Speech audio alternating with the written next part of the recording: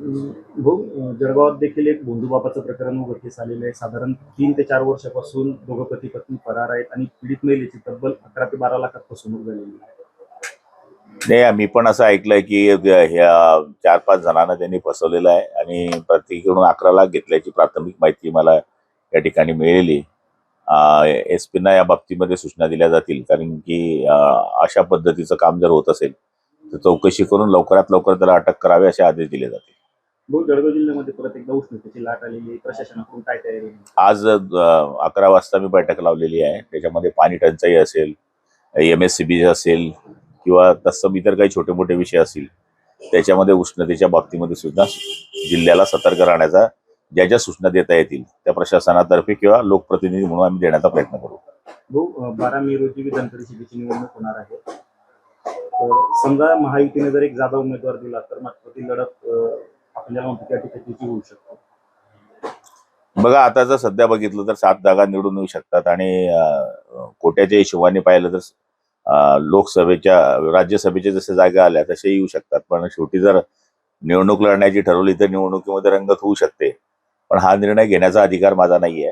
महायुतीचे नेते जे निर्णय घेतील त्याच्या मागे आम्ही आमदार म्हणून काम करू. उद्धव ठाकरेंचाही कार्यकाळ संपतोय. पुन्हा एकदा ते सभागृहात यावे असे त्यांच्या पक्षाकडून त्यांच्यावर दबाव आहे. शेवटी ज्याच्या त्याच्या पक्षाचा विषय आहे. कोणी यावं नाही यावं हा त्यांच्या तिघ पक्षांचा विषय आहे. भाऊ, धरणगाव तालुक्यामध्ये एक प्रकार घडलाय की एक क्रिकेटच्या स्पर्धा चालू असताना एक ट्रॅक्टर नांगर फिरवण्यात आलं. काहीतरी देशातून हे घटना घडल्याचं समोर आलं. कुठं गुणमाल नाही माहिती. लोकसभेमध्ये जे 3 विधेयक मानले गेले काल, त्याच्यावरून बऱ्यापैकी वादळी चर्चा झाली. राजकीय विरोधकांनी सरकारवर असा आरोप केलाय की परिसीमन लादण्यासाठी हे महिला आरक्षणाचं पुढे केलं जात आहे. हे बघा, परिसीमन कधी होईल हे पूर्वी सांगितलं होतं. पूर्वीच्या काळामध्ये परिसीमन होत नव्हतं. पण ज्यावेळेस 2014 साली 2009 साली परिसीमन ज्यावेळेस झालं त्यावेळेस हेच ठरवण्यात आलं होतं की त्याच्यानंतर 20 वर्षाने होईल.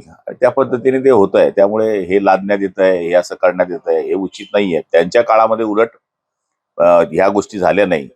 त्यामुळे आता काहीतरी आरोप करावे म्हणून ते आरोप करतायत. परिसीमनानंतर जळगाव जिल्ह्यात काय परिस्थिती असेल? किती मतदारसंघावर लोकसभेची? तुमच्या आमच्या सारख्यांकडनं घेतलेली माहिती पण ती किती पक्की मला सांगता येणार नाही, पण 16 आमदार होतील असं म्हणतात. लोकसभेची एक जागा वाढेल. एक जागा वाढेल. शेवटचा प्रश्न, आमदार किशोर पटेल यांनी पुन्हा एकदा जी मंत्रिपदाची इच्छा व्यक्त केलेली आहे. हे बघा, प्रत्येकाला इच्छा असते आणि शेवटी पक्षश्रेष्ठी ठरवतात.